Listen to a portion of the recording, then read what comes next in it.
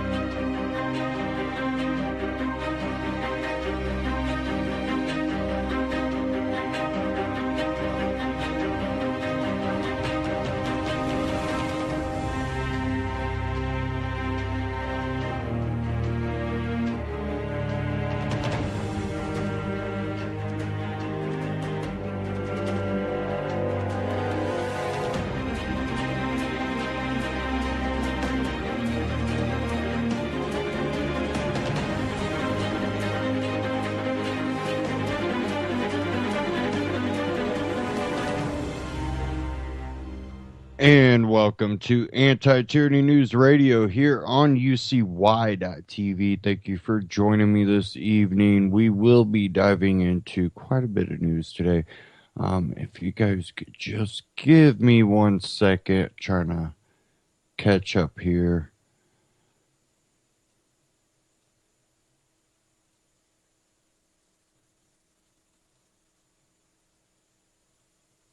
Okay. Just had to post up real quick. Running a little behind. Okay. Now, we have Obama sending 250 troops to Syria. And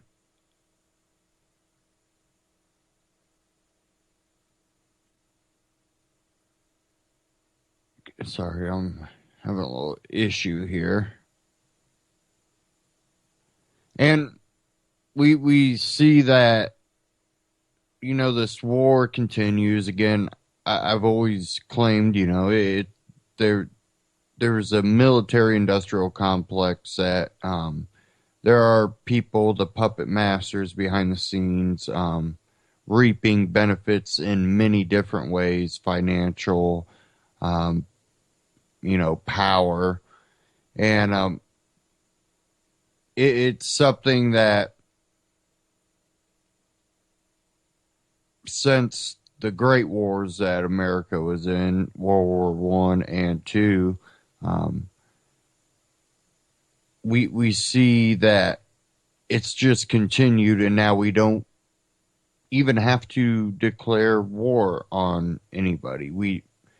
We don't actually have a declaration of war. We just go, you know, we have to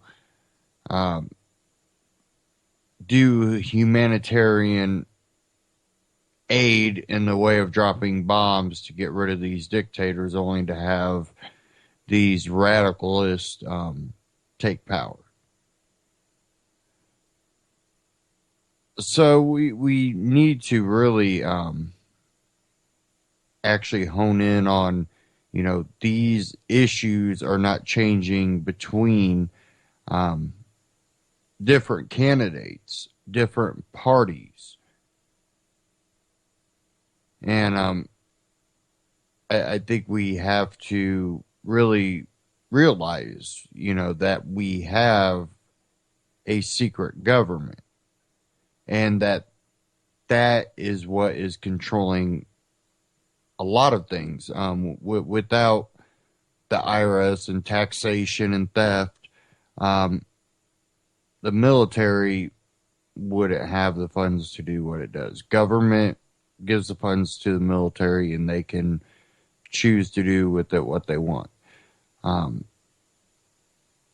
I do want to get into this Ron Paul Liberty Report. Wartime, Washington lives in luxury. Guess who pays the bills? And it really gets into some of the issues, including 9/11, where that really even completely changed how we were looking at enemies and how we were looking at freedoms and rights as a populace. Because after that, now we weren't going after dictators and countries per se. We were going after, little radical groups. And that's really something that revolutionized how wartime just continues and persists, because we're fighting more of ideology rather than, a actual, current threat. But in the evolution of what's been going on over the years, we've helped also create that threat that now is, established more than, some people in a cave. So, we need to really stop and think and go, we were against a lot of this stuff. Back in 2008, the anti-war, and bam, Obama gets in office, Nobel Peace Prize, goes into multiple countries. Hillary Clinton helps. They actually look at her as a possible candidate. It really boils down to, we will continue to be at war as long as society allows people to reap the benefits of these wars and propagandize us into war. And that goes for every country. But let's go ahead and get into this Ron Paul Liberty Report.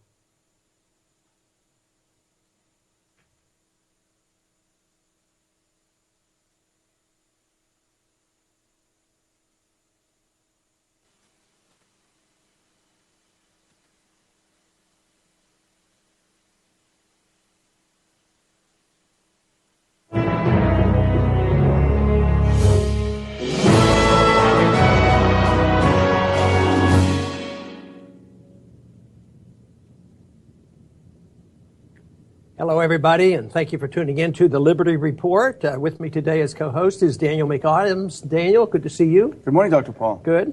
Daniel, we have a very special guest today, Kelly Vlahos, and she's somebody who's been very interested in writing about the important issues like national defense, wasteful spending, even health matters. So I find her fascinating, and she does a lot of freelance writing, and she's with us today. Kelly, welcome to our program. Oh, thank you for having me. I really appreciate it. Well, good. We were glad to have you here. The thing that caught our attention this past week was the article that you had published in the American Conservative magazine. That's how wartime Washington lives in luxury. I would have never guessed. So this is such a shock to me that this is happening. So what are you revealing to us? So tell us a little bit about that article. Sure. Well, I mean, on one hand, you might think, okay, this is an old story. After 9/11, I mean, billions of dollars of federal taxpayer money had gone into the Washington, D.C. region to fight the global war on terror, whether it be the Homeland Security state at home or the wars overseas, cybersecurity, and everything attached to that. So we've been seeing this sort of boon in the Washington, D.C. area for now almost 15 years. But what's interesting about the current state of the Beltway land is that despite a terrible recession in 2008, a financial collapse, the burst of the real estate market, this area has not only survived it, but it has thrived in it. And it is because this contracting boon, these federal procurement dollars that are not only going into D.C. proper, but into Virginia and Maryland contracting companies, has continued unabated, despite the Chicken Littles, over sequestration and budget tightening. There has been just an enormous amount of money in this area. And it's not only related to war, but it's also related to politics, the politics of war.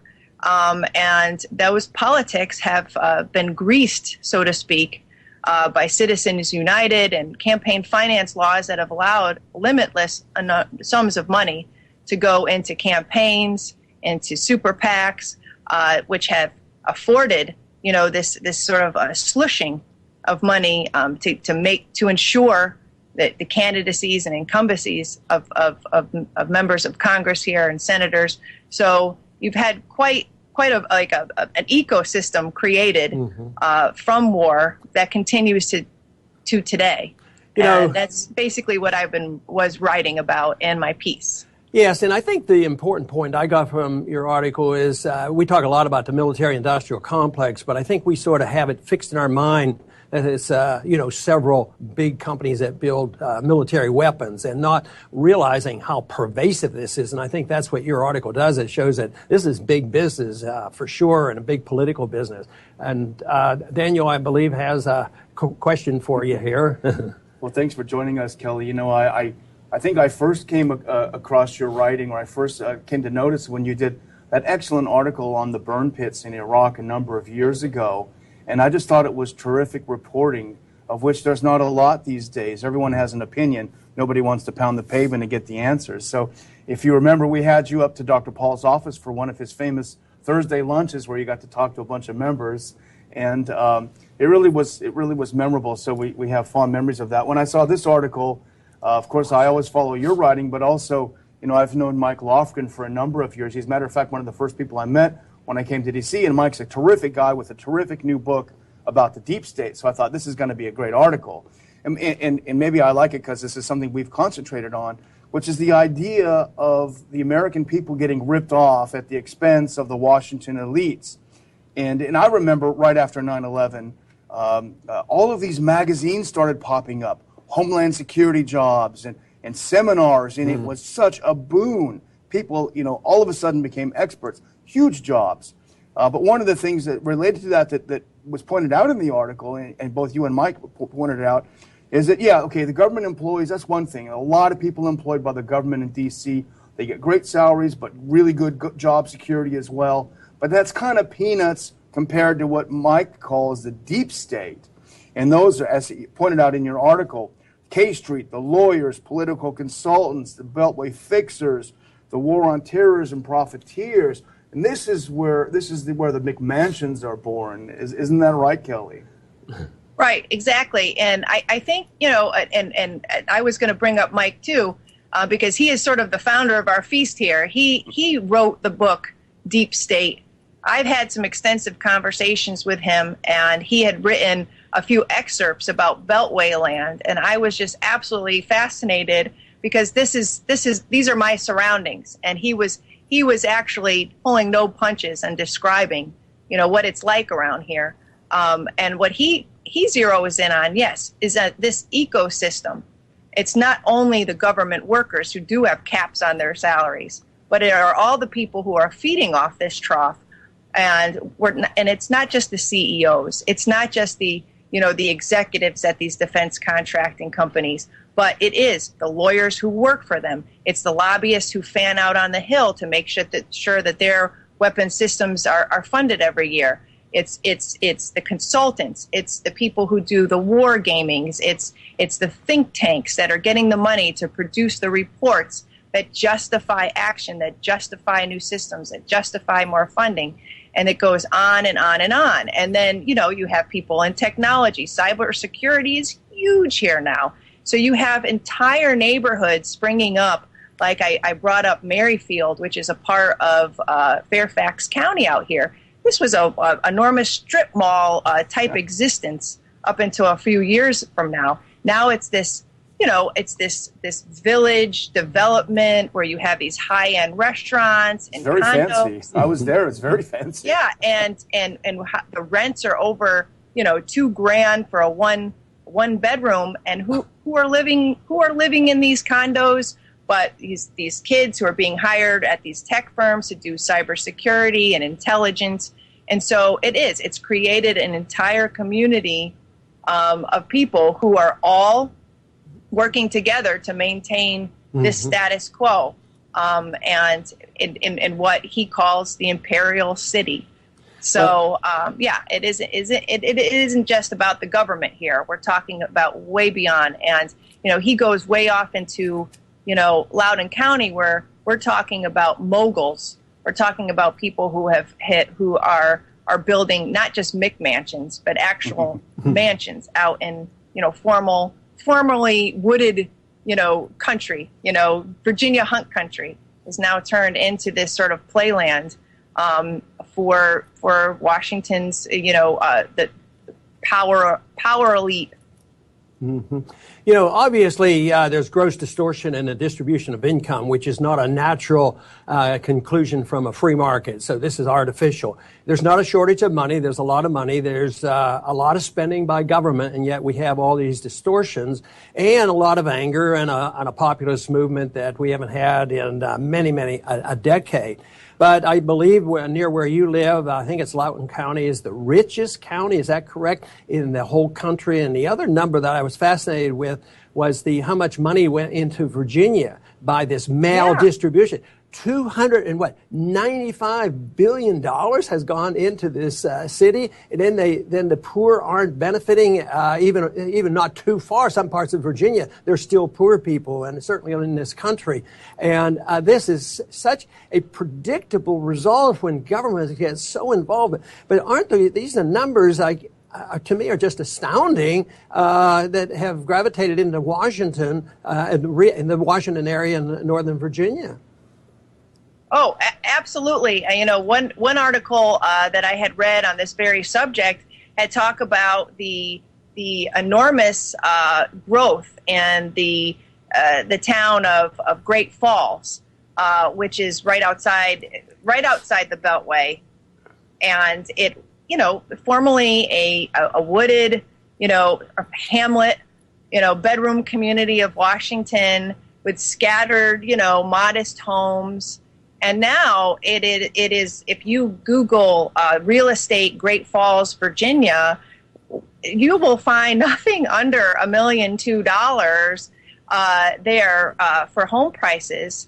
And the article went into not only the real estate, but the lifestyle of the people that live there. They're all high-powered lawyers, who have this sort of, they're living this sort of dream where they're driving around these expensive cars and networking and talking, they're all foodies, and it's really sort of despicable when you're thinking about the income equality in this area, because while you have the highest incomes and wealth in the country, the counties here are the wealthiest in the country, you also have the biggest income inequality gap, because you have to consider all of the people who grew up here that are not transplants, didn't come here to work, minorities in the Washington, D.C. proper, whose wages have either stagnated or gone down since the recession, and all of the white-collar workers whose jobs didn't survive the recession, because there are plenty of professions that, it was like Darwinism here, and that, these people have gone, 5-10 years without work. You consider that their wages and their income has gone down. So you see this stark relief in the income inequality here that you might not see in other places. And so when you see these real estate prices and the luxury lifestyle in places like Great Falls or Loudoun County and McLean, Virginia, or Potomac, Maryland, they have the Wives of the Potomac is one of the housewives stories here, reality TV. And you look at that, and then you look at, some of what's been going on in D.C., where you have real existing poverty and a crime rate that's rising, and you think, wow, this is the capital. This is the capital of the United States. Right. Kelly, I'd like to think that we would miraculously win the moral argument against war, or even the practical argument against war that doesn't make us any safer. But I fear, unfortunately, even though I'll accept it, that the argument, we may win it in a way that is convincing the American people that they are being ripped off. And, Mike writes about this, too, about how rich and greedy Washington is so disdainful of what they call flyover country, i.e. the rest of us who pay the bill for their lavish lifestyle. And as much as I don't like the idea of class warfare, this really, I don't think, qualifies as class warfare, because the people in Washington are lying to the rest of the country about the real nature of the threat of terrorism and Russia and foreign countries. They're lying because it pads their bank accounts. And I think that's probably, the way that we might convince more people you're being ripped off. But Mike also talks about, and you write about this, that it's not just about the money. It's also about the ideology. And I think we should probably deal a little bit with that as well.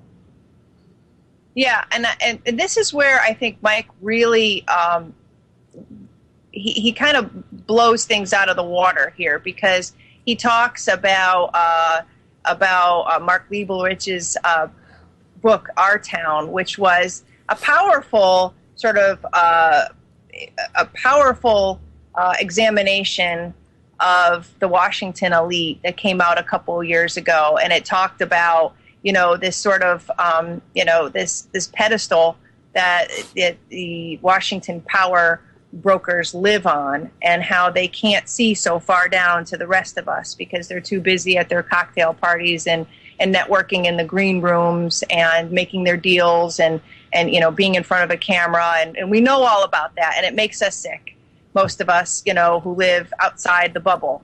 But what Mike talks about is what the ideology behind that, and what he talks about is this deep state in which you have everybody working to justify the status quo, to sustain the level of comfort that they live in, to sustain the level of incomes that are coming, either directly or indirectly from the government. So you have people who might be working for a defense contractor who are justifying their job when they wake up every day, which is basically more money for more war. You have people on the Hill that are justifying these budgets that will put the money into the hands of these defense contractors. You have the lobbyists who are out there, promoting it. You have the think tankers who are also promoting it. You have and then you have the political campaigns, which basically these members of Congress, they need to stay here. This is their new goal. This isn't. It's not about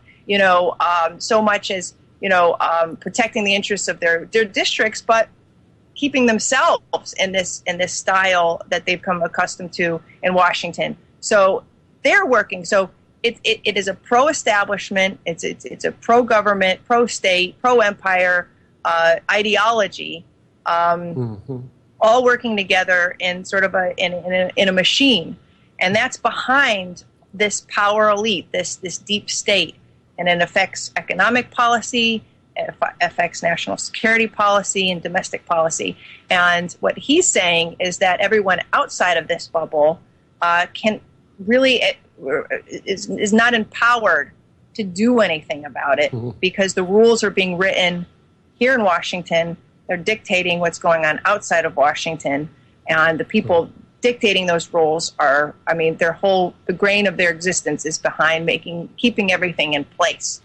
And I think that's a really powerful argument that Mike Lofgren is making. Okay, Kelly, I want to thank you very much. Our time has run out, but we deeply appreciate you coming on, and I hope our listeners now will follow more of what you do and what you write, because it's fascinating. You're a great reporter and a great writer. But thank you very much for being with us today. Thank you. It's been a great pleasure. Good.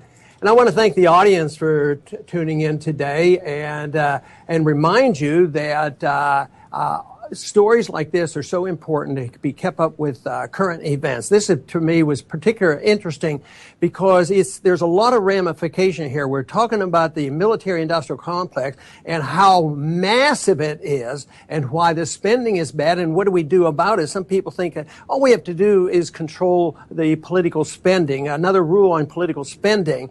And I've never had much confidence in that because I sort of don't like regulating lobbyists. I think we need to regulate government. I think as long as government is there and they're massive and they have all these special interests, there's always going to be people who are going to try to take advantage of it. You know, the truth is, though, that if you had more people in Congress who were more principled, believe me, the lobbyists wouldn't bother them. It happened, and Daniel, I think, can verify this. We didn't have lobbyists coming to our office. They knew where I stood, and they didn't bother. So I think there is things that we could do right now, but ultimately, you're always going to have this problem as the bigger the government. And the government is big and they spend too much because this also involves inflation. They print the money. Where does the money go? It goes to the rich, and they build up massive inflationary problems like very expensive houses and very expensive yachts and airplanes and all these sorts of things at the expense of the middle class. And this is a characteristic of Austrian economics. They teach that the middle class eventually gets wiped out.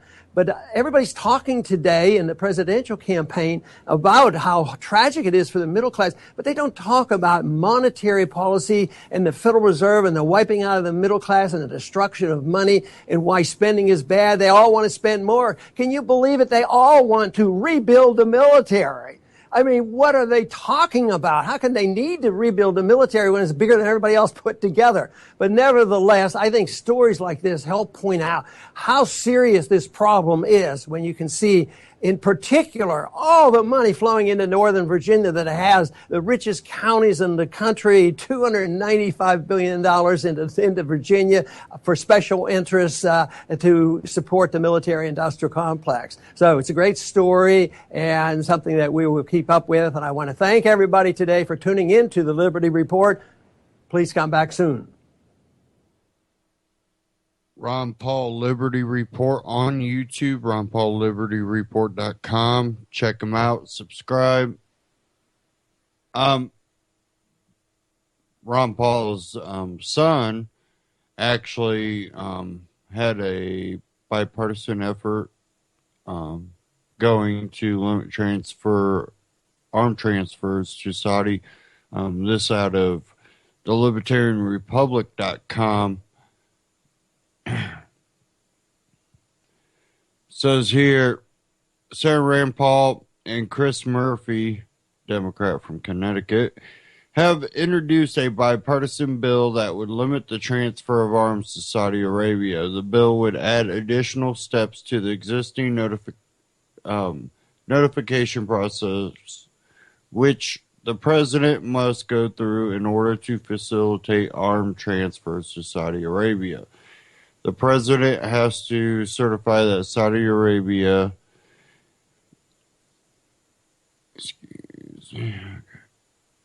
is acting to protect civilians from its military actions.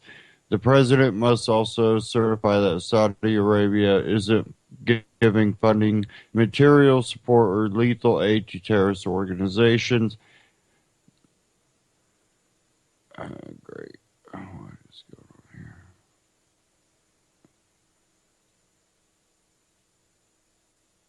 Okay.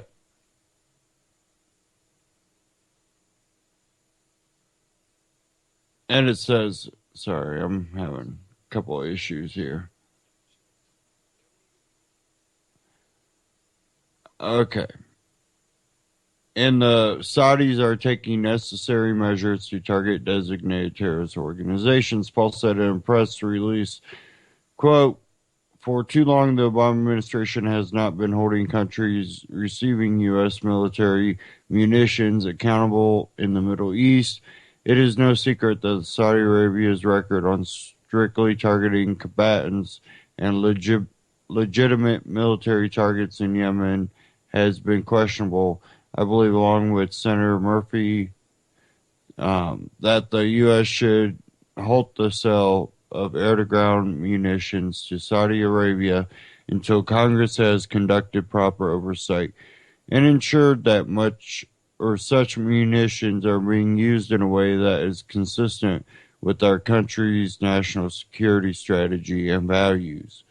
The bill itself isn't revolutionary in its content, but as Robert Naiman points out, in the Huffington Post, what's revolutionary is that Murphy and Paul are formally challenging the taboo against publicly asking questions about the U.S. military relationship to Saudi Arabia and inviting other senators to join them. The bill comes as a group of senators are poised to pass legislation that would limit the Saudi government's immunity from lawsuits over the 9/11 attacks. The Obama administration has been lobbying against it, citing that it would create a dangerous precedent and open the United States to being sued by individuals in other countries. Saudi Arabia has threatened to sell $750 billion in U.S. assets if the bill passes. Again, that was a Libertarian Republic. Go check them out.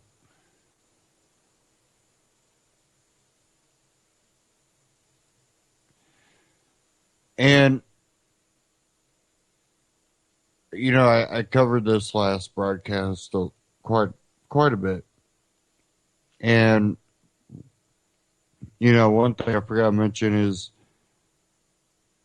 the whole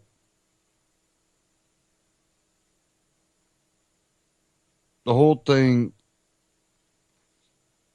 has been brewing over there for a while, that things like ISIS and all that has been able to pop up.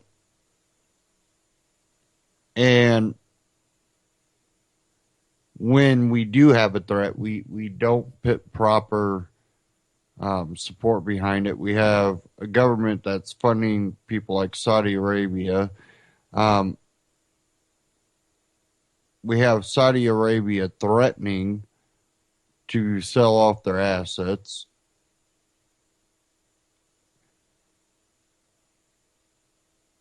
And we have ultra wealthy people basically trying to hold on to their power. They're part of the secret government. They're not all of it, but they are the beneficiaries from it.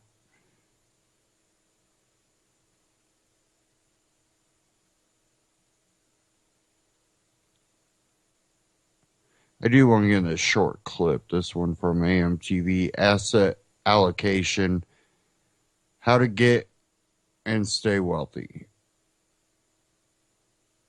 Because a lot of people don't really understand all of this. But let me go ahead and get into this.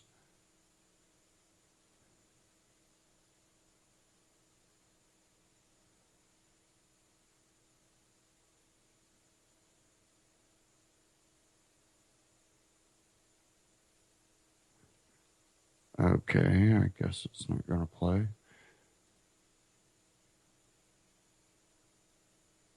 Okay, that was a short clip, but you could go check it out. But if I can get this other one that I've had sitting here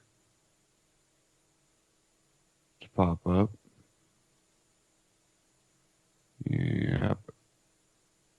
Okay, it's actually going to play. I had two of them, and one's frozen up. This one's going to play, though. So, this from AMTV. George Soros exposes real culprit behind democracy spring. And,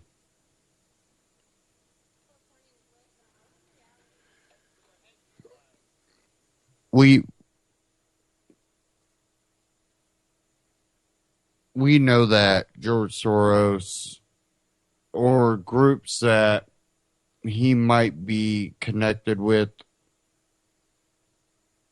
have been behind a lot of these government protests in multiple countries. Maybe we've seen people with organizations linked to George Soros in Ukraine, and Egypt and Occupy Wall Street. But Christopher Green kind of breaks this down a little bit more. So we'll go ahead and get this clip here.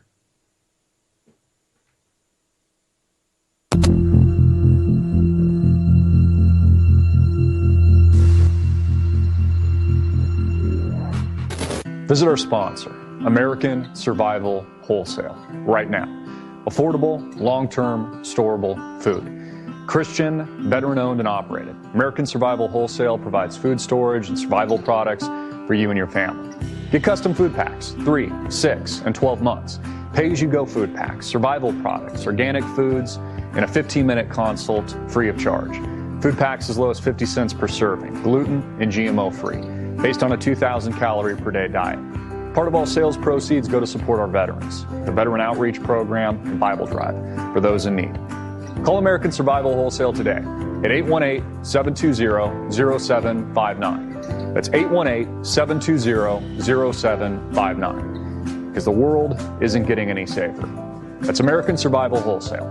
Worship, restoration, revival. Call now or click the link below.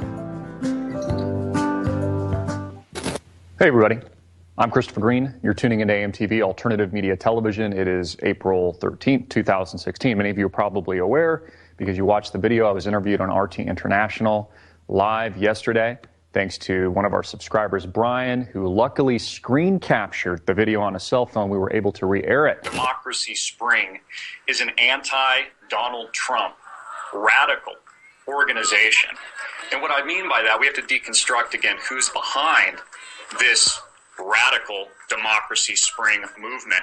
You just have to do a basic internet search to know that George Soros, the billionaire, funds groups like MoveOn.org, also organizations like the Institute for Policy Studies and Demos that fund these radical events in Washington, D.C.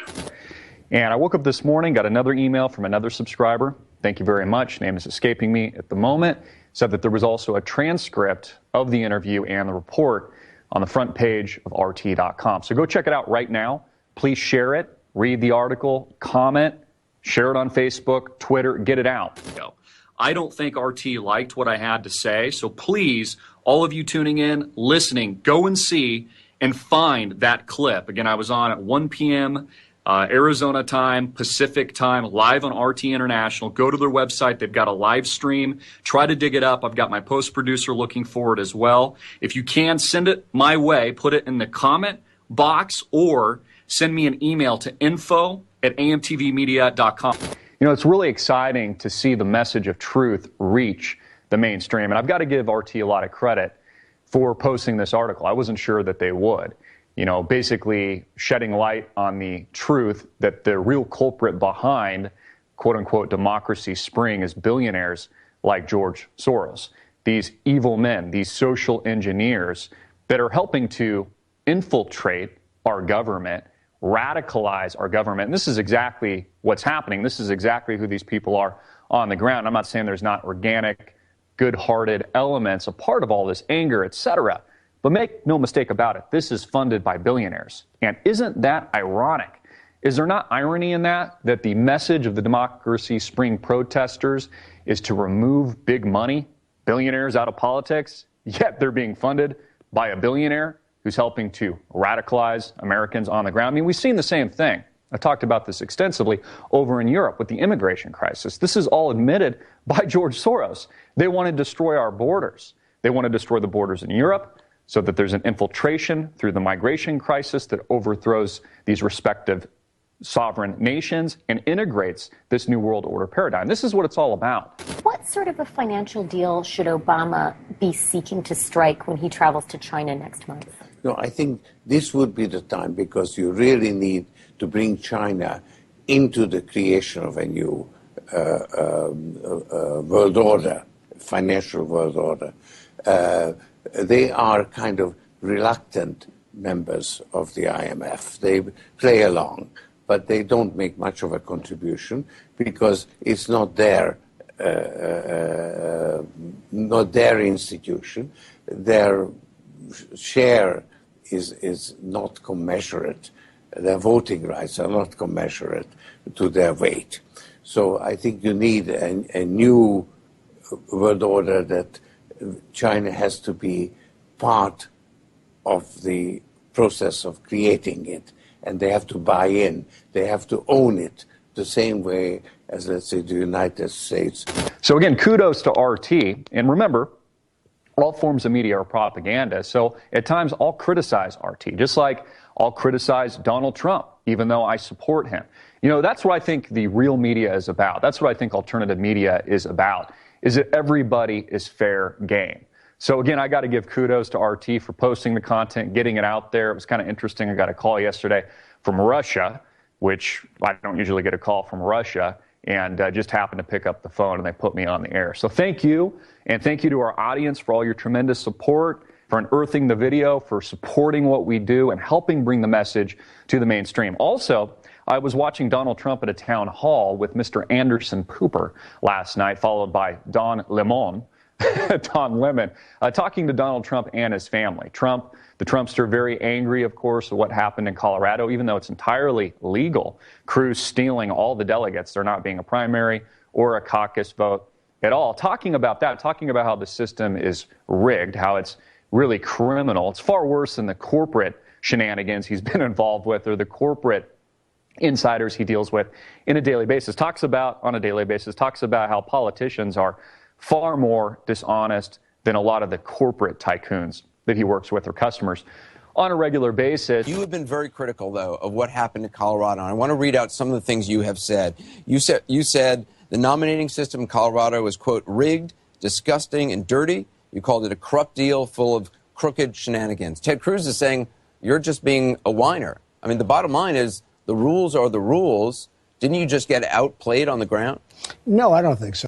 Look, first of all, I watched Ted Cruz, and I watched him very strongly say, well, he's been winning, but, I've won 22 states and he's won 10, and we're really way up on votes, in terms of the voters, which to me is very important, but it's never talked. I'm millions of votes ahead of him, and as you know, I'm hundreds of delegates ahead of him. But the Colorado thing was very, very unfair, and I thought Louisiana was very unfair. I won Louisiana. I won it easily.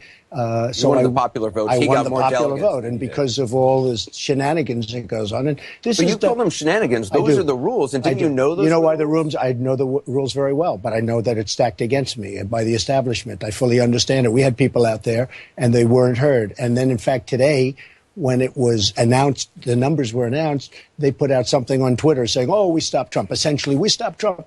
That was put out by the party in Colorado. The point is, it was stacked against us. And also his family there, which I think is really telling, and I thought was a little bit of a puff piece, but we had people like Ivanka Trump, his daughter, his son, the rest of his family, I thought spoke very eloquently, and is really a testament. Anybody that criticizes Donald Trump and says that he's a misogynist, woman-hating pig is honestly a retard. You have no idea what you're talking about. And the proof in the pudding of that is look at Ivanka. Look at his other daughter. Well-spoken, beautiful, successful, powerful.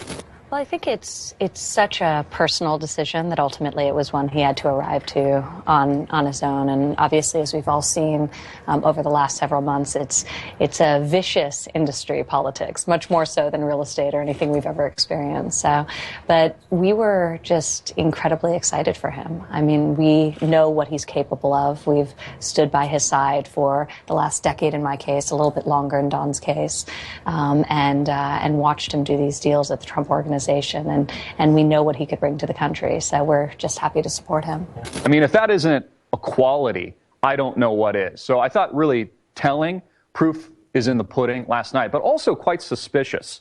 It was one of the more fair, balanced pieces I've ever seen CNN put out on Donald Trump. And honestly, we got to question it.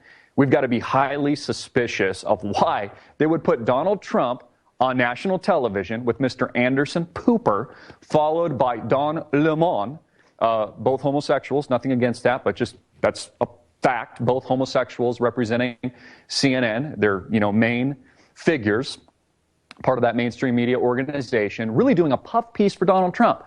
Why would they do that? Now, let's just think critically. Maybe they know, based on polling, let's say the global elites that, by the way, that own the media, which we know all to be truthful, just like George Soros is sponsoring these radical protests and destabilizing Europe and the United States, etc. What if the global elites know that Donald Trump doesn't have a chance against Hillary Clinton in 2016? Again, the table's already been turned. It's already been decided. The election is rigged. I mean, even Donald Trump is talking about this. The fix is in. Would they not then promote Donald Trump and put him on the grand stage? Let's say they know that Ted Cruz has a better chance when positioned head-to-head, which some of the polls have actually suggested, with Hillary Clinton. Well, you would do exactly what we saw last night. You do a puff piece for Donald Trump, you'd build him up, you'd give a balanced report, something I never see CNN do, especially when it comes to race issues, it comes to LGBT issues, and it comes to, a lot of these divide and conquer strategies used by the global elites through the mouthpiece and spokes model, teleprompter reader that makes up the divide and conquer strategist Barack Hussein in the membrane Obama. So highly suspicious of what I saw last night. I thought it was a puff piece for Donald Trump, worked for and towards his campaign's advantage, but very strange and peculiar that CNN would frame it in that light, because they never do. So there's got to be something behind it, and we've got to be cynical, and we have to be critical thinkers. Again, as we talked about yesterday, it's just a simple internet search to find out that George Soros, who funds organizations like MoveOn.org, had been planning, and this has been in the works, I've talked about it for months now, this civil unrest that we have in Washington, D.C. today, to destabilize and create this social chaos through the quote-unquote social engineering. I mean, this is what George Soros does. But I am an enthusiastic supporter of this idea, because the European Union is in an existential crisis, and it needs to get out of that because of the migration problem is effectively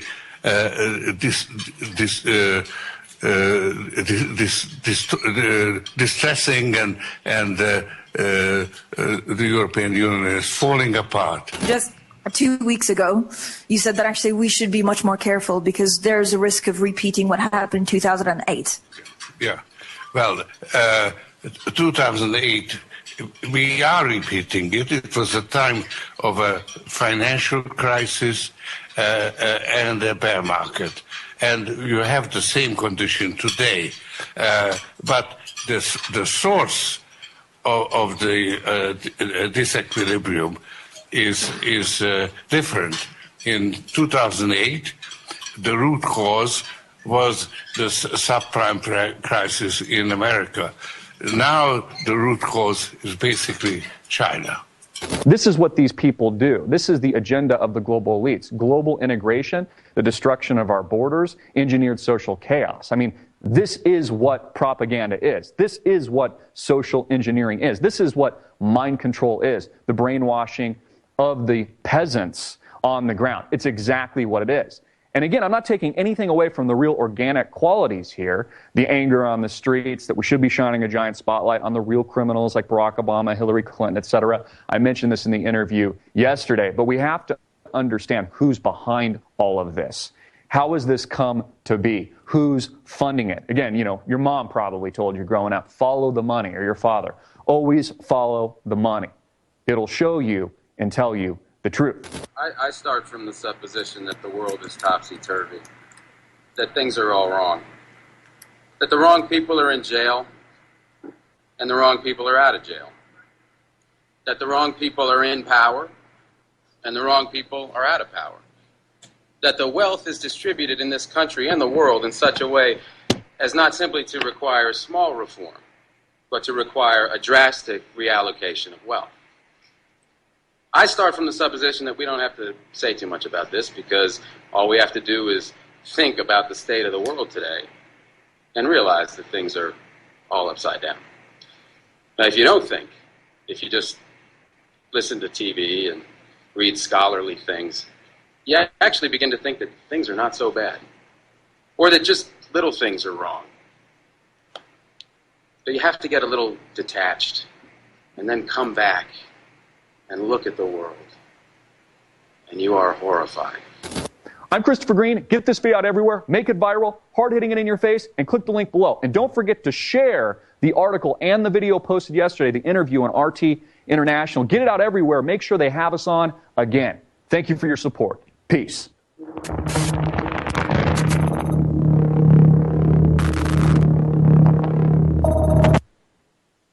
Christopher Green, AMTV on YouTube. Subscribe, check them out. Okay, maybe. Here we go. This from the antimedia.org.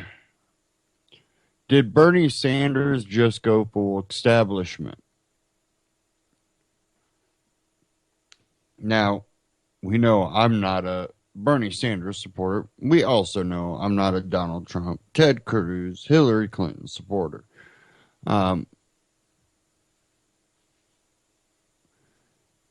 This out of anti-media about did Bernie Sanders just go full establishment? Comments made by Bernie Sanders this week may just have blindsided and disillusioned swaths of his support base. Some of those with higher expectations of the peacenik candidate breathed a collective sigh of disappointment after he endorsed Obama's extrajudicial drone assassination program. At the same time, the Democratic candidate backed the recent deployment of 250 U.S. troops to further death and destruction in Syria. During the town hall meeting at Philadelphia's National Constitution Center, he told MSNBC's Chris Hayes that the people of the United States have a right to defend themselves. The warmongering endorsement, which could have easily slid under the radar, has slotted into a much wider discussion that included vote winners like Planned Parenthood, violence against women, marijuana, and gun control. Despite acknowledging he would do everything to avoid perpetual war in the Middle East, when asked if he would he keep the government's secret kill list if he were to become president, the progressive candidate was unhesitant to look, terrorism is a very serious issue. There are people out there who want to kill Americans, who want to attack this country, and I think we have a lot of right to defend ourselves, he said. Asked if he thinks the current method in which the White House decides which suspected terrorists are added to the kill list is constitutional and legal, he added, in general, I do, yes. While some Bernie supporters came to the slow and painful realization that there are no saviors, others took to Twitter and accused him of being a quasi-socialist warmonger and brutal imperialist. It appears that soon the only ones feeling the burn will be the families killed by the drone program that he fully supports. So go check that out, antimedia.com. Definitely an interesting article. Did Bernie Sanders just go full establishment? There's no such thing as not. I even look at Rand Paul as someone that was establishment to a point. He was willing to go along with a lot of stuff, to thinking that he would get some leeway on things he wanted. But I think he's realizing, no, that's not going to happen. They're going to let you help them, and then they're not going to be there to help you, because what you're trying to do is reduce their power. And they're going the opposite way. So when you help them, even gets further away from your goals. I think Ron Paul knew that, and that's why he played the game the way he did. He wasn't willing to vote for these bills, even when, he put things into the bills that basically sent some of the taxpayer money back to his district. And people criticized him for that.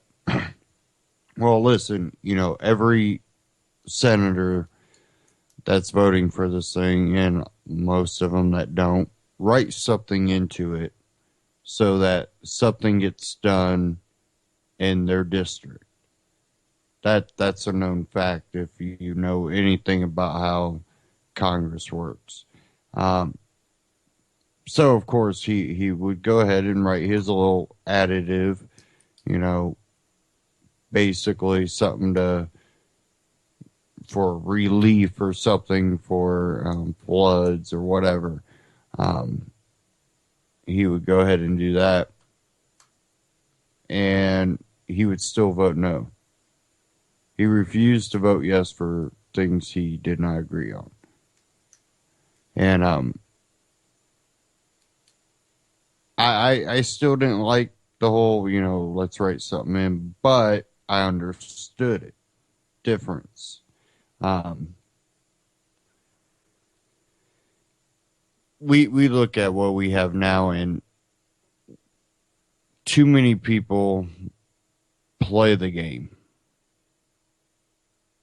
And he refused to do that, and that's what we're missing. And I think eventually Rand Paul's going to realize that, but I don't think he's completely there yet. But I think him dropping out of the primaries as early as he did might have been because he was having a realization of what. It's hard telling. I can't read his mind. I do kind of want to move on here, though.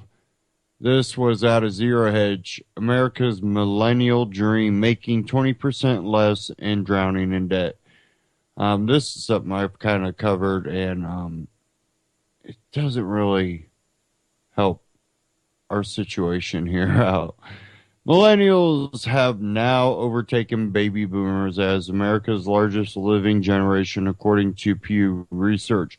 Millennials are, as defined by Pew, as ages 18 to 34, now number 75.4 million, slightly edging out of baby boomers 51 to 69. Now, I have a problem with these numbers because I'm right there on the very end of millennials. I barely missed Generation X according to the numbers, but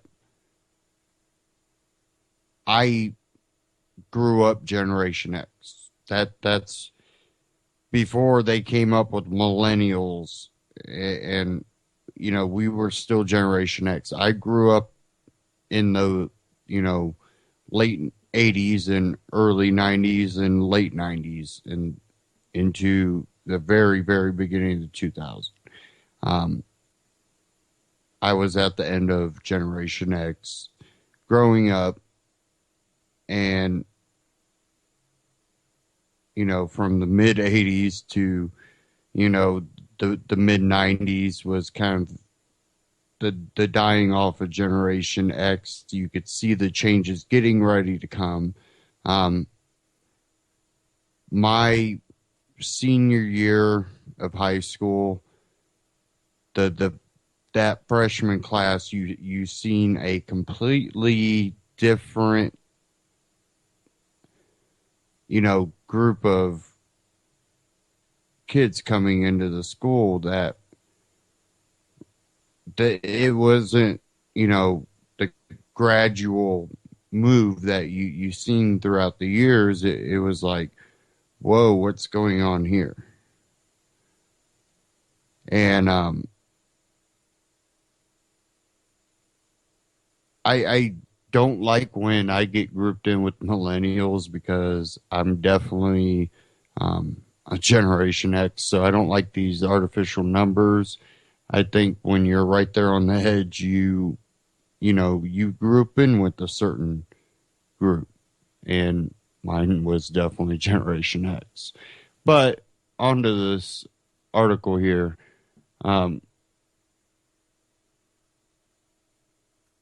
It says here,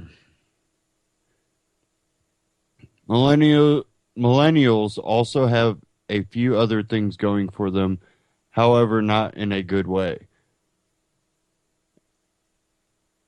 As the Wall Street, As the Wall Street Journal reports, millennials in New York City are earning about 20% less than the previous generation of workers, and they are absolutely drowning in $14 billion in debt.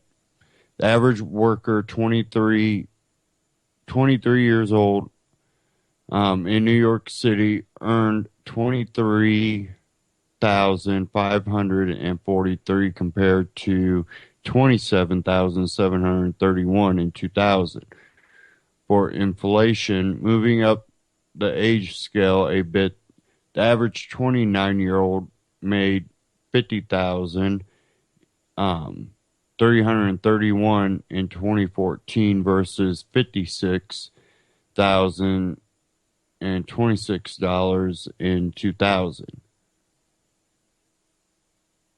Losing ground, today's millennial New Yorkers are making quite the money, aren't making quite the money with the most immediate previous generation of young workers. Another point worth mentioning in the article is that nationwide, the percentage of millennials living independently has fallen from 51% in 2000 to just 45% in 2014. In summary, people from age 18 to 34 are going to college, getting into debt, entering into the workforce at minimum wage, and living with their parents. The very definition of the American dream, isn't it? Imagine if Obama hadn't saved the world's economy as he humbly said he did. Of course, all this speaks to what we discussed repeatedly on Zero Hedge. The economy is weak. The only jobs being created are primarily waiter and bartender jobs, and the Fed is fueling an enormous student loan credit bubble. Now, courtesy of years of mismanaged policies and incompetence, millennials do face the consequences directly. And remember, the title of this article here is America's Millennial Dream, making 20% less and drowning in debt. Give me a second here. When we look at a lot of the millennials and we see they go to college, all of them tend to go to college. And it's not hard for someone with a GED to get in college at all. We're seeing that a lot more. And they're coming out without really any work experience. Why? Well, since the economy's really gotten bad, definitely the latest probably 5, 6, 7 years, these generations coming out, we have none of them with jobs in high school. We have high schools now letting out later.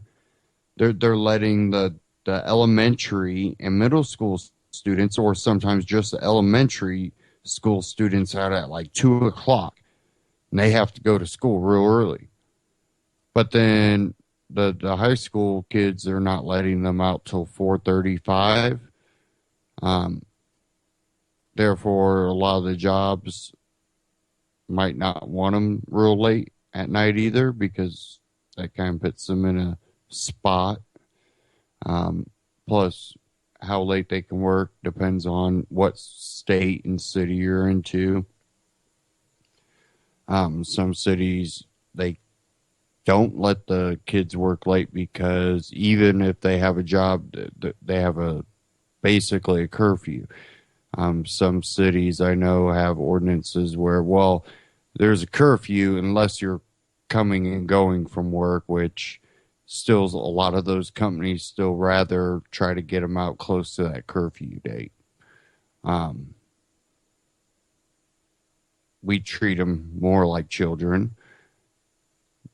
No jobs for them because most of those jobs are taken by adults that can't find good work here in America right now.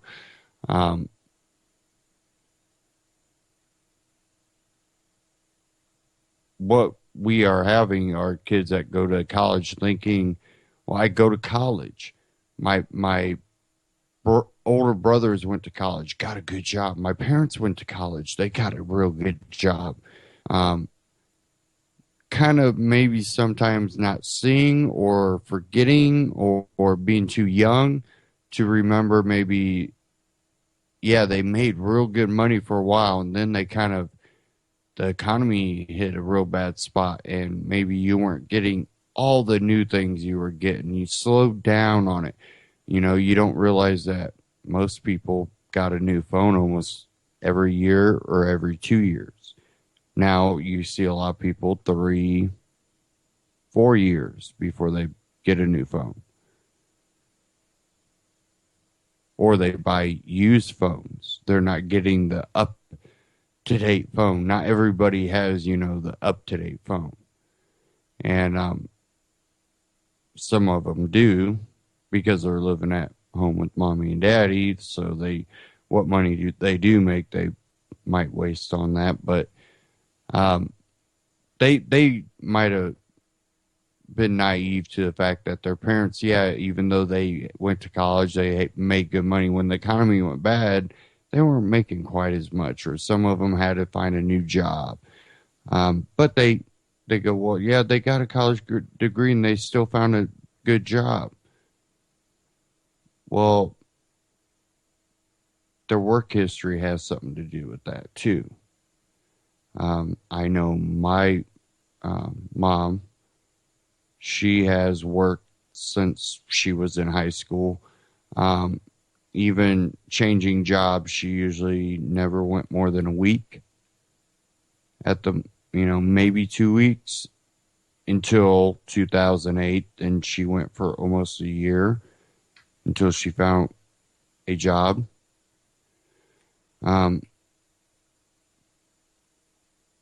They're coming out of college with no work experience. Student loans, because that's what they tell you to do.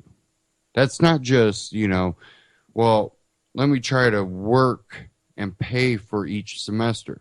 Well, no, the prices are too high. You couldn't work and go to school and pay for that.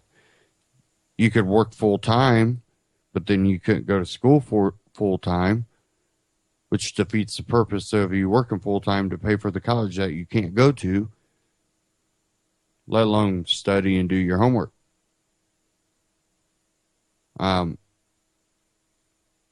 And being someone that has seen a lot of what's coming out,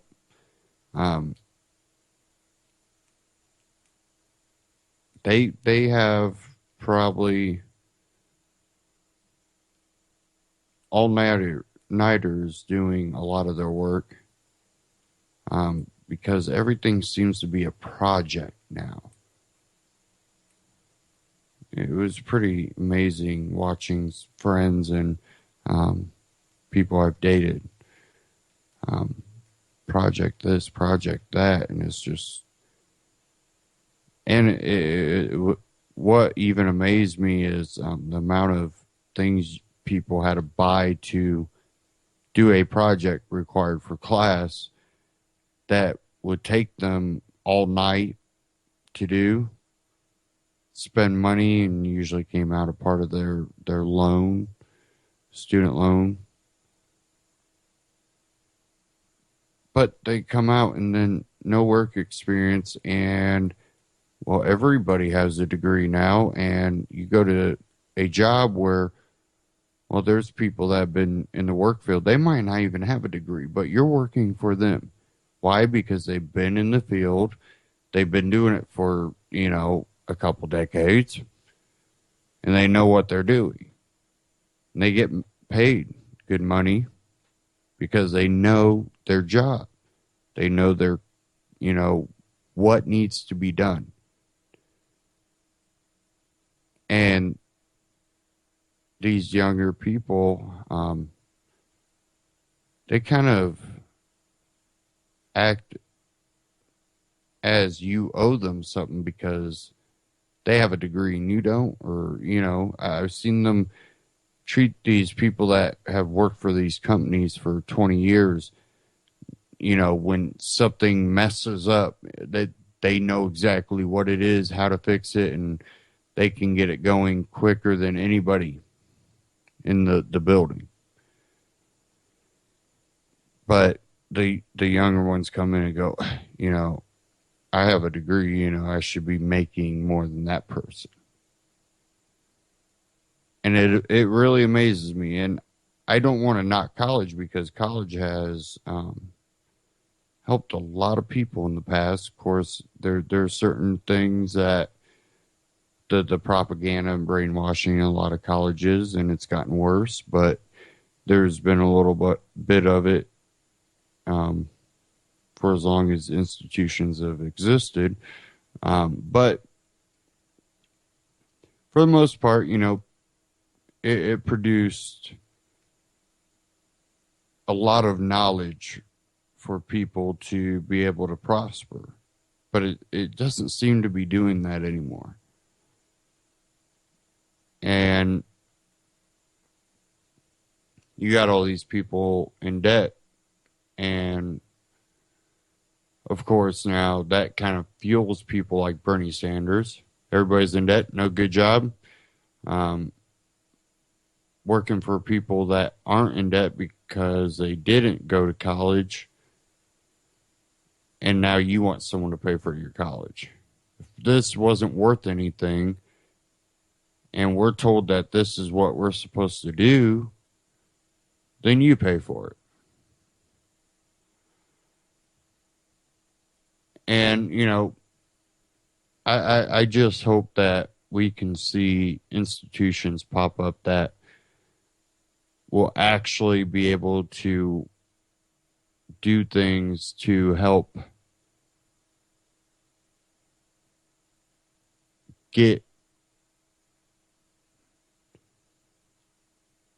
I don't know how to word this. To help society follow a path that will lead to freedom and success, and that's understanding what real capitalism is. You can look at anarcho-capitalism, you can look at Austrian economics, the monetary policy, real issues. Look into conspiracy and leave it open for people to find what they truly believe based on what facts and what things that may not always be 100% connected, but are pretty, well, if this, and this, and this, and this happen, I don't think it's a coincidence. I can't link them to, prove it 100%, but I can at least take a critical thought about this and, hold skepticism towards something.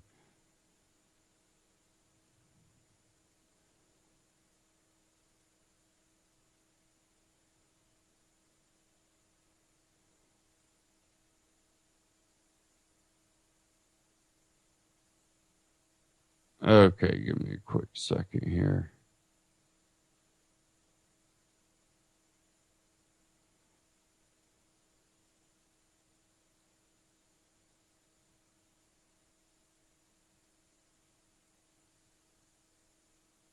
I think this is going to work here.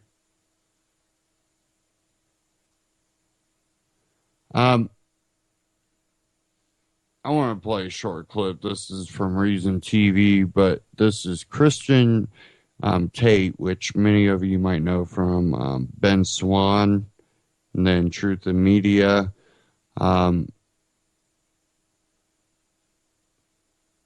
This is titled The Libertarian Chick on Government Gone Wild.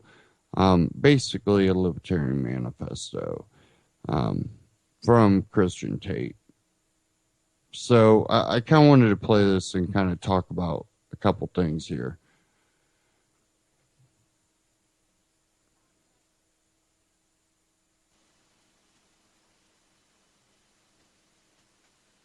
sounds nice to say things like, oh, I want to help the poor, everyone deserves free college, everyone deserves free healthcare. But in reality, getting people hooked on the government and not giving them pathways to become self-sufficient obviously is not compassionate.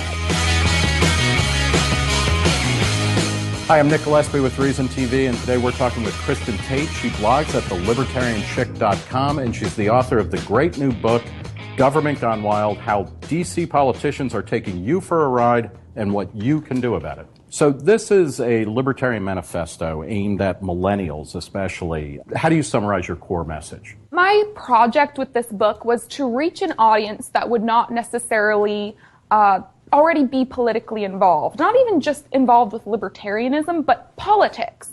As a millennial myself, I regularly notice this general apathy within my generation. And it's not that my generation is stupid, we're just depressed with the state of affairs when it comes to politics. What's so depressing? Look, I'm a baby boomer and I'm depressed by politics. What's depressing you guys? Well, every time you see anything in the news about politics, it's all just negative, negative, negative. Oh, we're $19 trillion in debt. The job market sucks.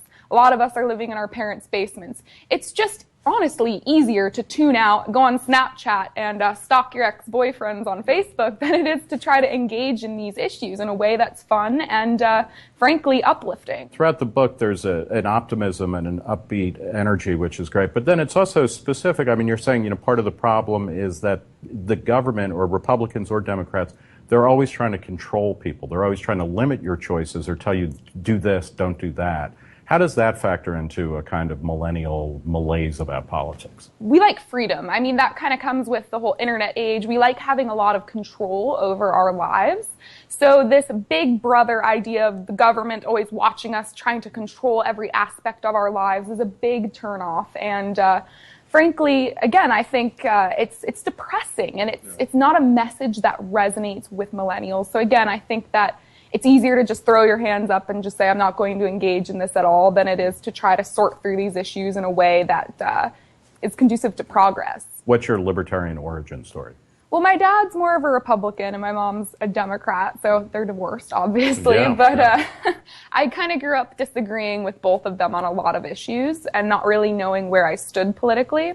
And then as I became older and I sort of got myself into the world outside of my house, I started noticing among my peers a very, very dominant shift towards the left, especially in college, because you have all of these professors who are, in my classes, they were kind of like brainwashing the kids, even in these political science classes.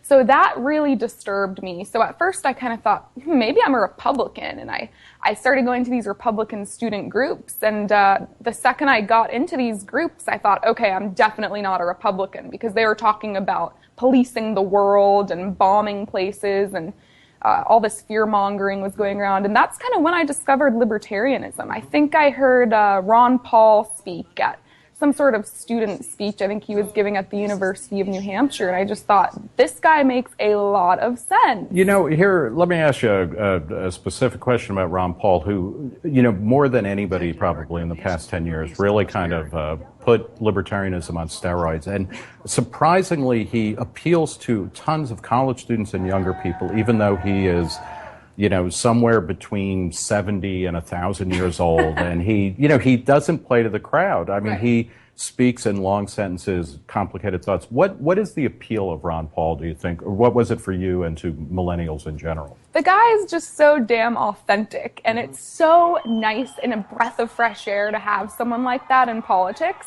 because we as a generation, I think, and not just millennials, everyone is sick of these canned politicians giving written out speeches, and it's just so unauthentic. So when someone like Ron Paul came along, he's goofy, he's kind of, he makes mistakes in his speeches, he laughs at himself. That was very, very inspiring for a lot of young people. So that's kind of the style, but then the substance also resonates. Absolutely. Absolutely, of course, because when you look at a lot of polls, which Reason is always writing about this, millennials as a generation, even though they may not know they're libertarians, they tend to be very more accepting with different social lifestyles and then fiscally conservative. So that really is libertarianism. So yes, Ron Paul's message resonated with a lot of people in my generation because of that. In the book, especially in the final chapter or so, you talk a lot about compassion in the book and about how compassion and politics should go hand in hand in a particular way. What's, compassion and libertarianism rarely, get talked about in the same breath. So what's the role of compassion in your form of libertarianism? Well, compassion literally means to suffer through something with somebody. And this idea that giving people handouts from the government is compassionate is just totally ludicrous. And it's something that I think libertarians and also some conservatives really need to shine a spotlight on. Even with Bernie Sanders, we're seeing this movement among young people getting behind this man because they think he's so compassionate. Because it sounds nice to say things like, oh, I want to help the poor, everyone deserves free college, everyone deserves free health care. But in reality, getting people hooked on the government and not giving them pathways to become self-sufficient obviously is not compassionate. We are literally creating generations of people who are dependent on the federal government to get by. We have over 50% of Americans relying on checks from the Fed every month. So this is not compassion.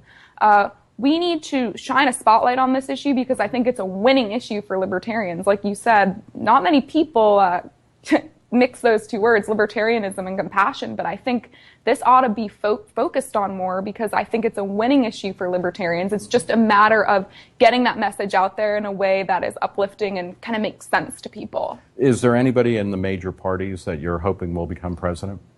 No. Honestly, this election makes me want to projectile vomit. It's a fascinating election, actually, but there's really nobody out there that I really love running. Everyone has their issues in my eyes. I think Hillary and Bernie are obviously the two worst choices in my opinion, but I really don't see any very liberty-friendly candidates in the two parties right now. On that uplifting note, We'll leave it there. We've been talking with Kristen Tate. She blogs at thelibertarianchick.com, and she's the author of the excellent new book, Government Gone Wild, How D.C. Politicians Are Taking You for a Ride, and What You Can Do About It. Kristen, thanks for talking. Thank you, Nick. For Reason TV, I'm Nick Gillespie. Go to YouTube, go to Reason TV, check them out, subscribe. And again, that was Kristen Tate. The libertarian chick. Now, we're talking about the millennials and stuff. I think that people right now in this election, Bernie and Donald, are playing off of things they learned from Ron Paul. Things that were authentic about Ron Paul that they kind of play off of. Donald Trump Donald Trump is not a dumb person. I think he says and does a lot of what he does just to make it sound like he's more like the everyday person. Bernie Sanders does the same. Bernie Sanders has been in Washington, D.C. long enough, believe me. He knows how to talk.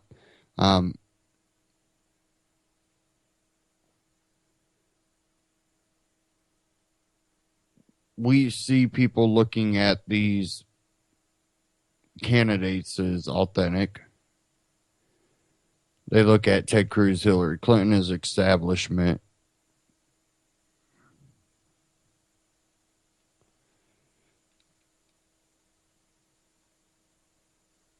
And I think that the ones that are truly kind of waking up are the ones that are looking third party. And we know by looking at numbers that more and more people are slowly going, maybe Donald Trump, Bernie Sanders, those people aren't really, they don't love freedom, even though they may be authentic or they may not be authentic. And I think that's why we see so many candidates in the fight within the Libertarian Party for a nominee. Because we are getting to the point where third party might become a viable option. But as that happens, we are going to see more imposters.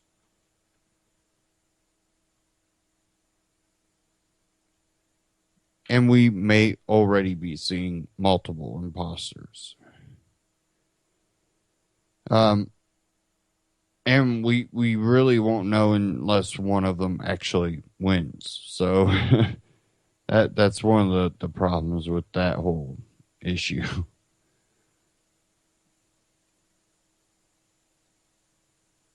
Okay, let's see if I can not crash my computer all of a sudden.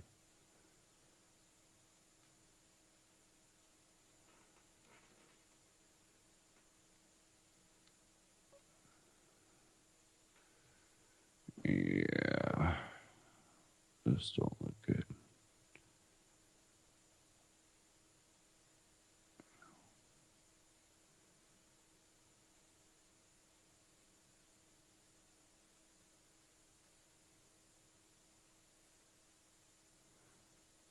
Okay, give me a second here. I'm having quite a bit of issues. Okay, I might have it now. Maybe. No, we're just going to have to completely close this.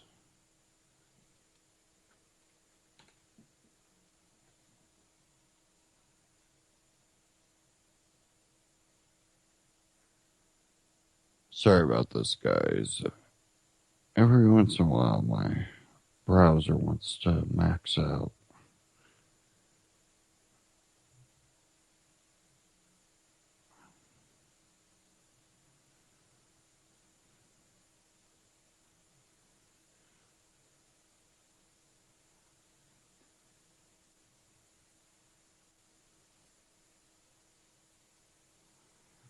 Okay.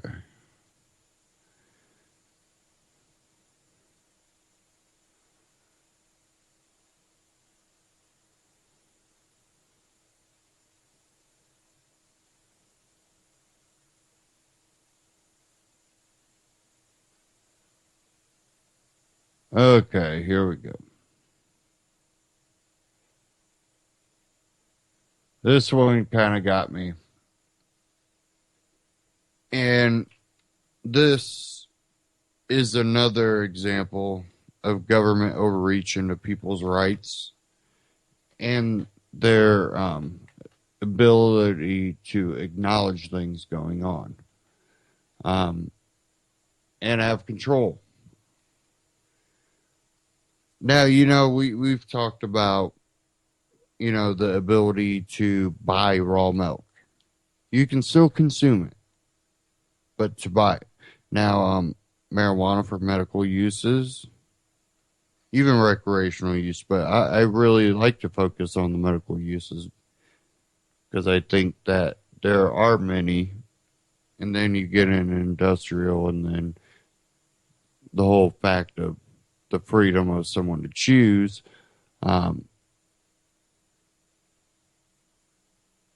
This article out of the Natural News, it just upset me.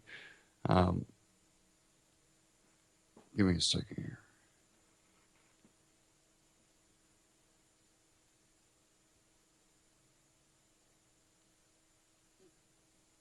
Okay.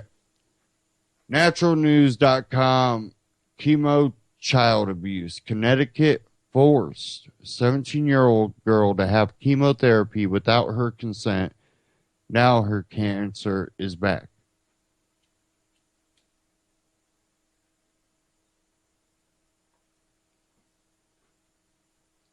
Cassandra Callender of Windsor Locks, Connecticut, was diagnosed with stage 3 or stage 4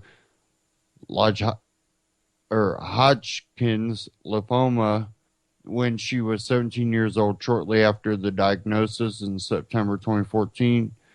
She refused chemotherapy and decided to look into alternative treatments to protect her body from long-term effects such as organ damage and infertility.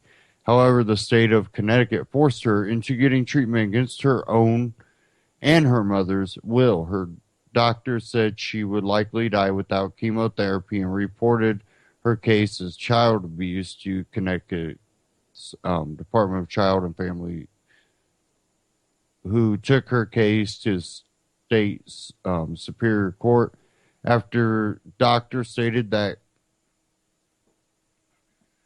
Cassandra needed the treatment, which has an 80 to 95% success rate. The court ruled that she was too young to decide about her own health and forced her into getting chemotherapy. At first, Cassandra and her mother complied with the decision and went through with the treatment after receiving 2 rounds of chemotherapy. However, Cassandra ran away from home, refusing any further treatment. Unfortunately, the court intervened again and Cassandra was removed from her mother's home, allowing the DCF to take temporary custody and make all decisions regarding Cassandra's medical treatments. She was forcibly hospitalized and underwent a grueling 5 months of chemotherapy. How can a state force a 17-year-old to have chemotherapy? Cassandra fully understood that she was facing and what the consequences of her decision could have had on her life. Words cannot describe what my life has become over the last few months, she wrote in a column for the Current. Horrifying seems like an understatement. What I've been going through is traumatizing. Never did it cross my mind that one day I would be diagnosed with cancer. Whether I live 17 years or 100 years should not be anyone's choice but mine. How long is a person actually supposed to live, and why? Who determines that? I care about the quality of my life, not just the quantity. However, the court ruled that she was a minor, and the DCF stated that it was their duty to act since there was a chance she could die if the decision were left up to her and her mother.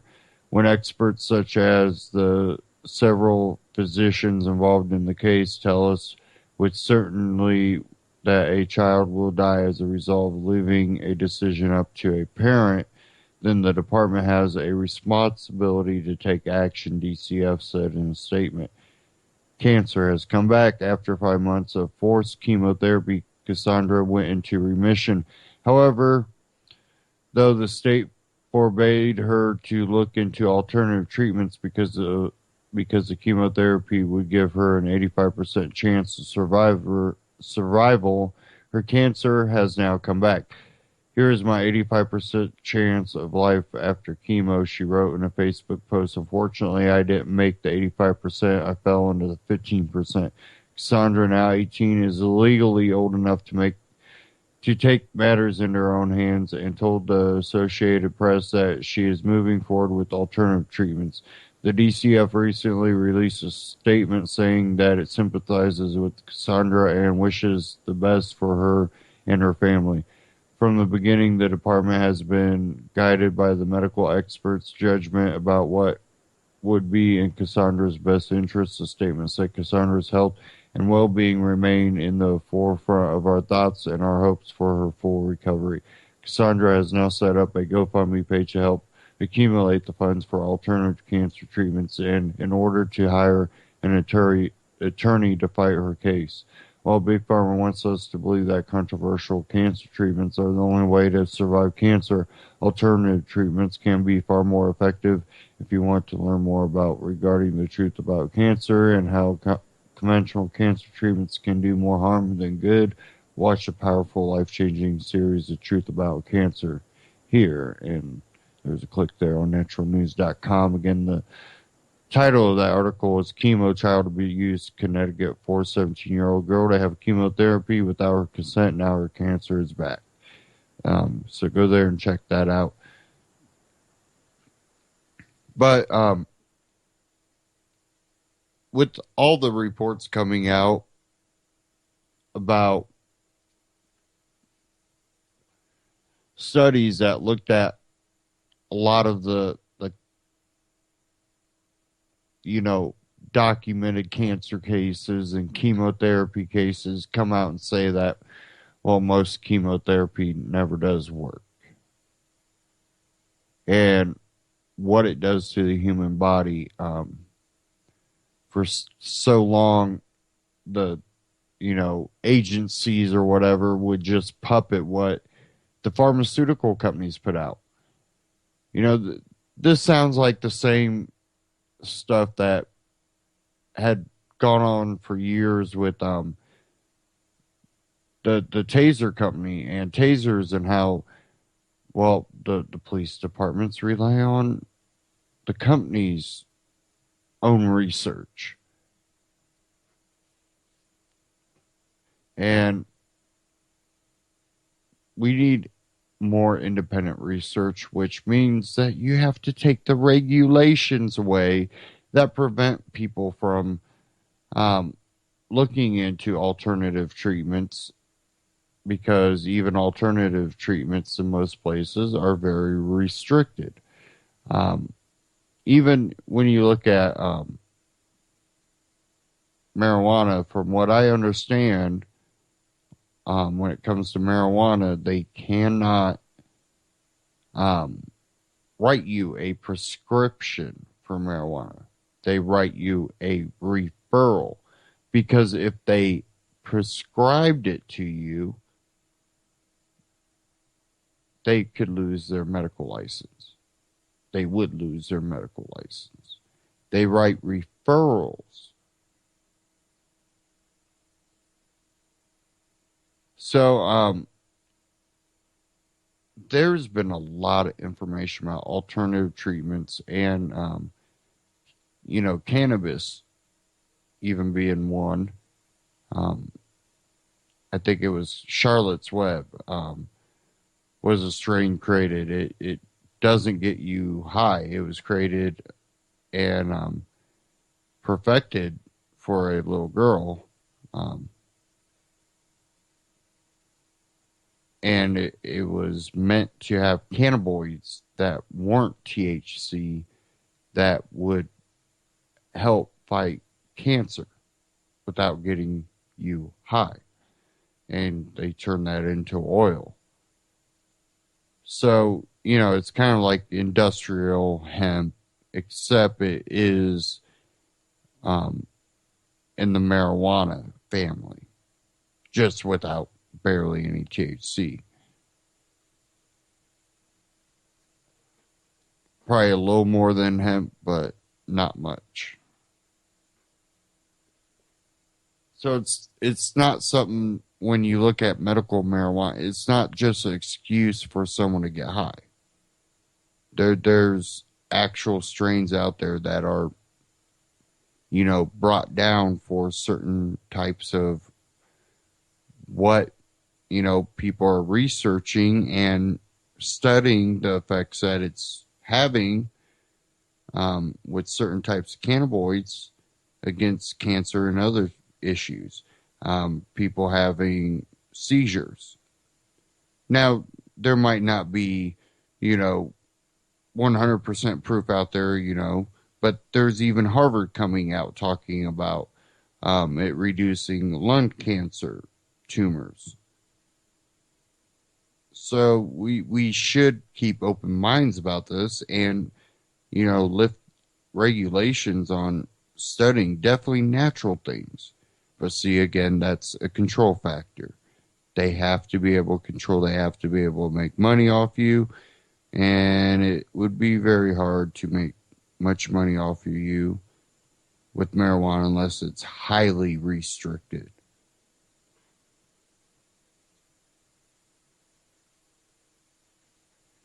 But I think eventually it's going to get to a point where society won't allow for the highly restriction of something that could easily be grown anywhere. And I think you will see the ability for people to, look at these as options. And hopefully that comes because if you got cancer, you need that ability to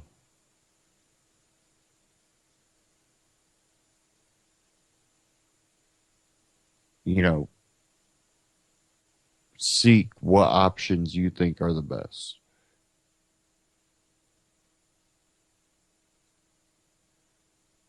Sorry, I'm having issues again. I'm just trying to work them out.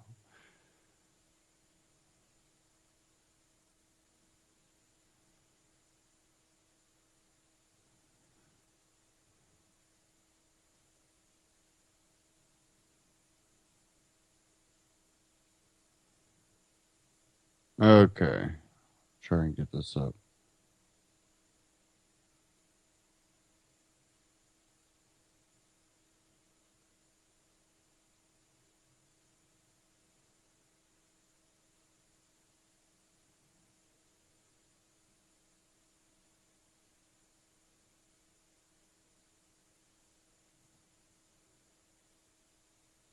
Come on.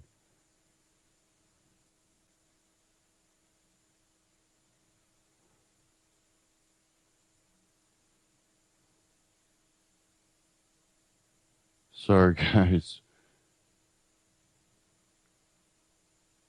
Should have it here in a minute.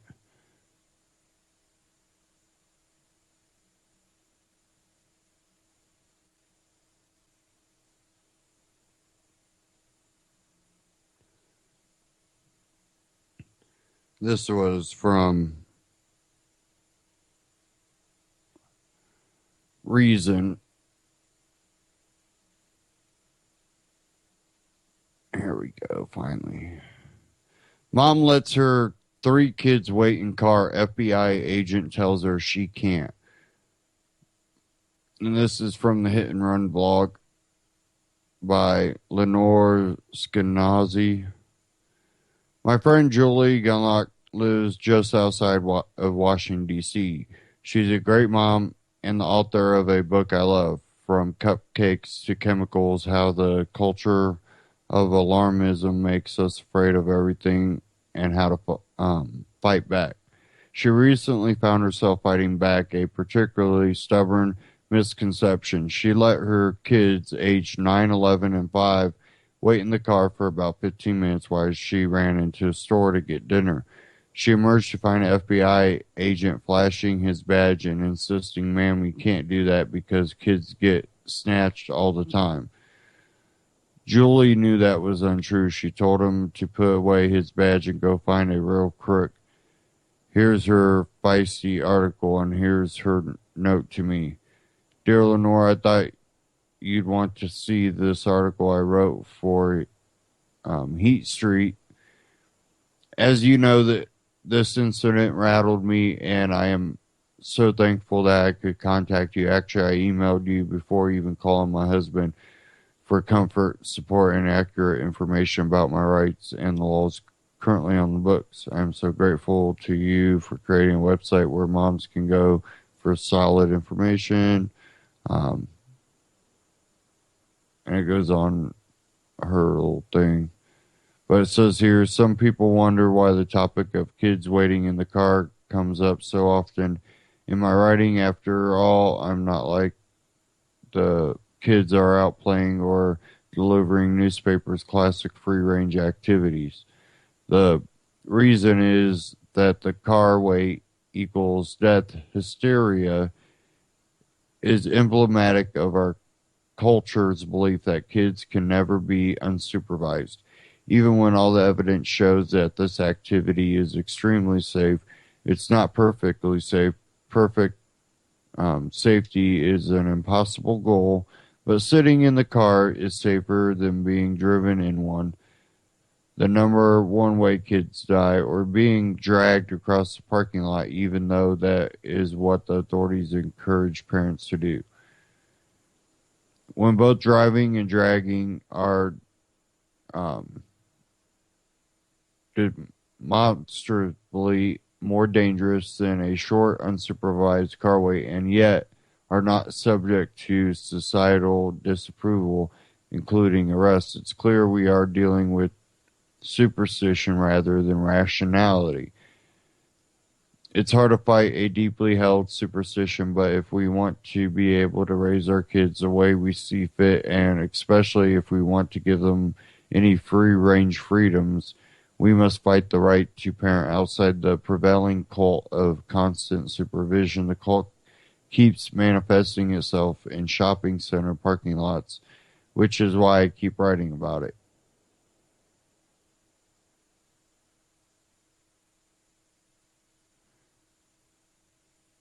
And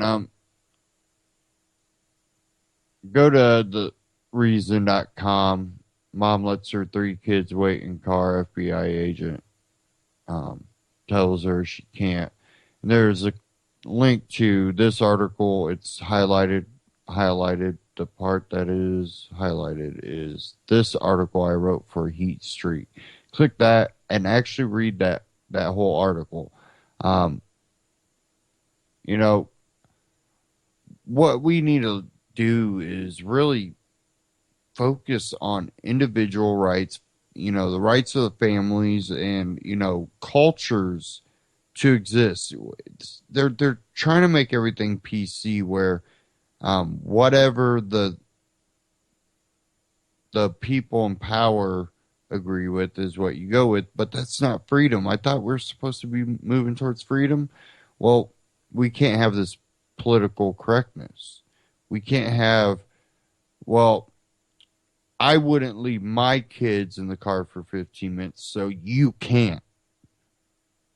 Well, I wouldn't baby my kids and shelter them, so you can't? No, well, if you want to shelter your kids, that would be your choice. I highly recommend from sheltering your kids because it does make them a little unprepared.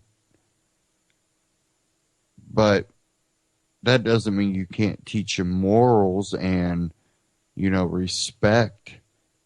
That way, when they go out in the real world, even though they may see things that are counter that, they will have a foundation that's solid enough to be able to critically think things, and really, even if they might not agree on certain issues that you do, they're basing it on their own beliefs and critical thought into their foundation and their moral beliefs.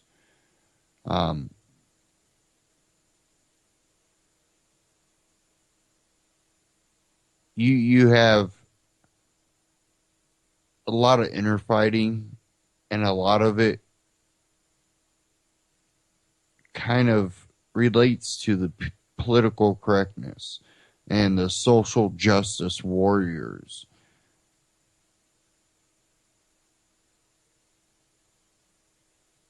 And we see it in society as a whole, not just in the social justice warriors and the political correctness police. We see it in just everyday interactions with people anymore. So much hate, so much, steam building up.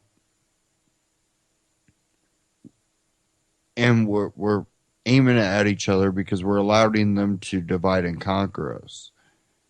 And Bernie Sanders or Donald Trump ain't going to fix that. It's going to perpetrate that. It's going to create a bigger bubble. It may burst under one of them. The elites aren't going to help either because they're just going to try to keep the system going to benefit them.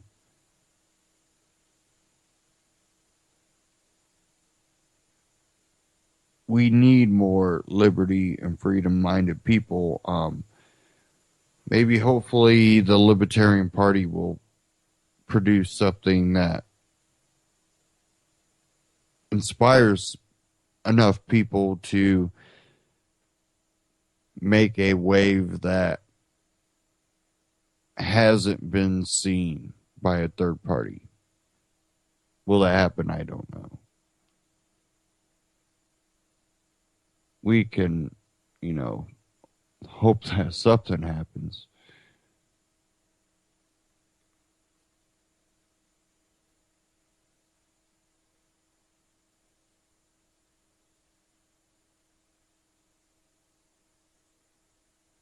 I want to play this short clip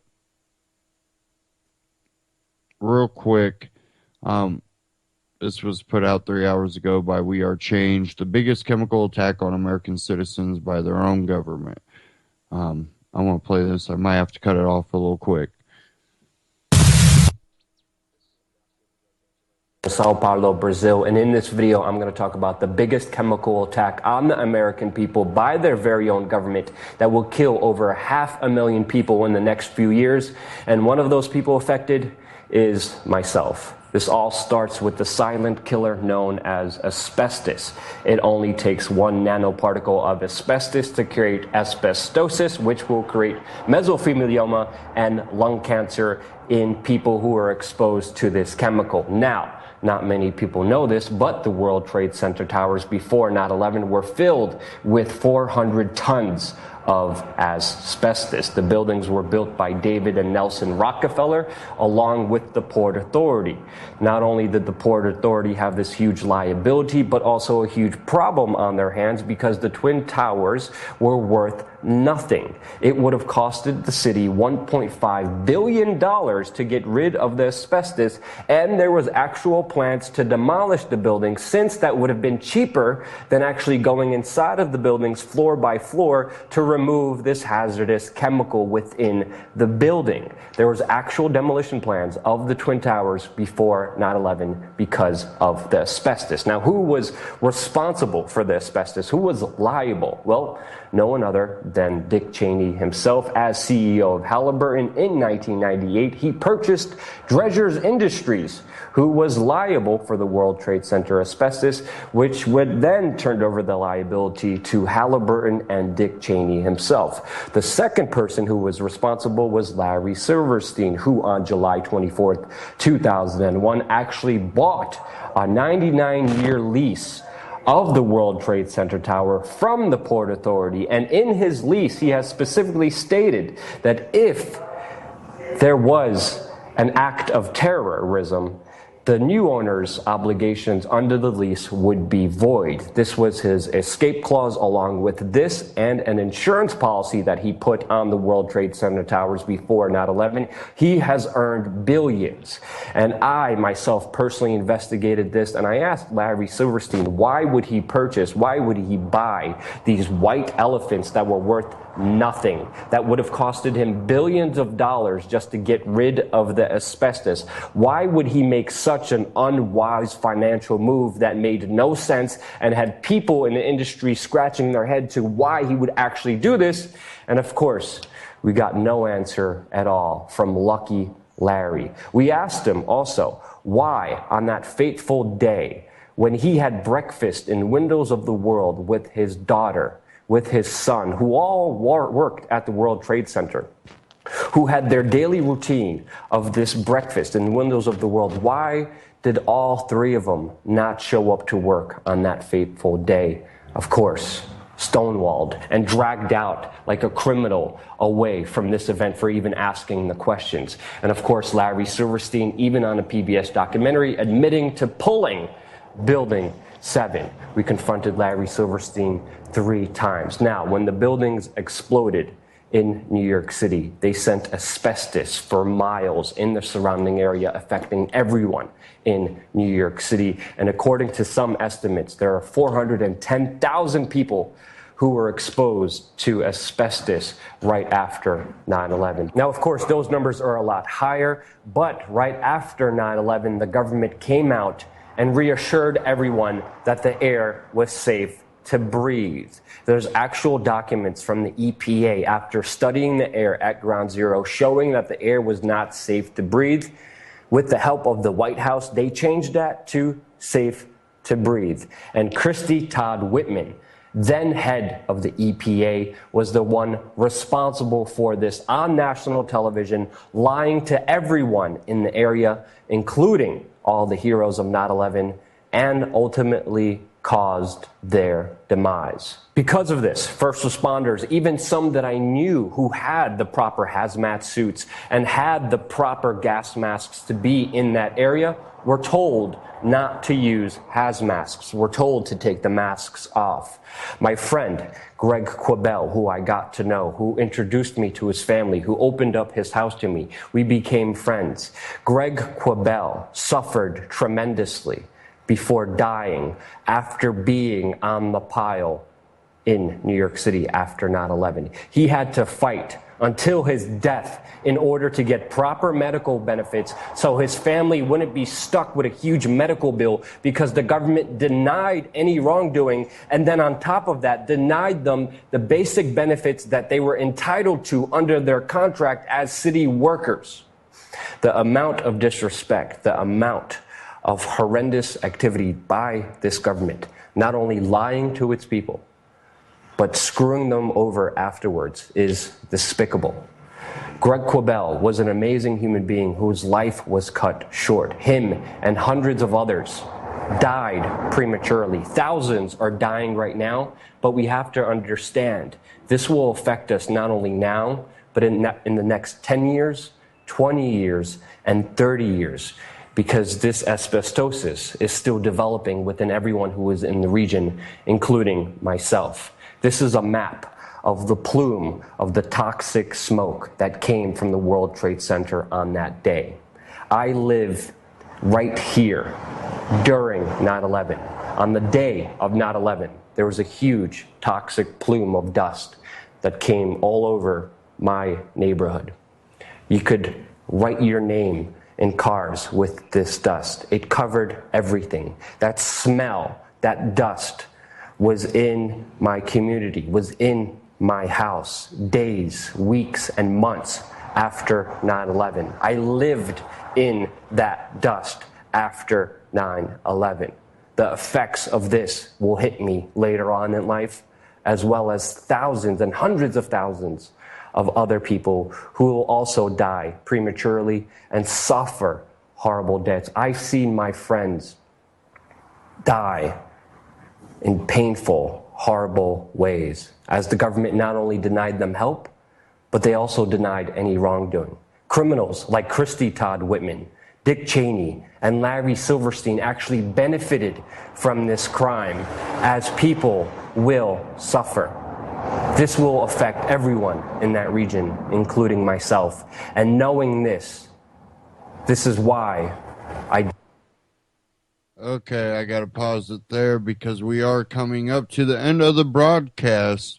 And that is We Are Change Luke Rudowski talking about the dust that many people have now claimed that have killed them from respiratory issues and the asbestos that was apparently in the World Trade Centers. Go check them out. We Are Change on YouTube.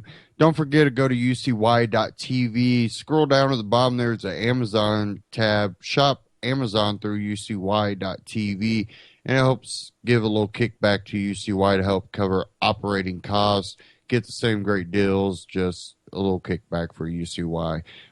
Operating costs continue to go up, and you need to be able to keep the broadcast here about freedom and liberty and bringing out information that you will not hear in the mainstream media. Again, that's ucy.tv. There's also a support tab at the top, and you can donate. Don't forget to go to antityrannynews.com/MyPatriot. Check out My Patriot Supply. Same great price, same great deals. And again, this broadcast gets a little kickback from that.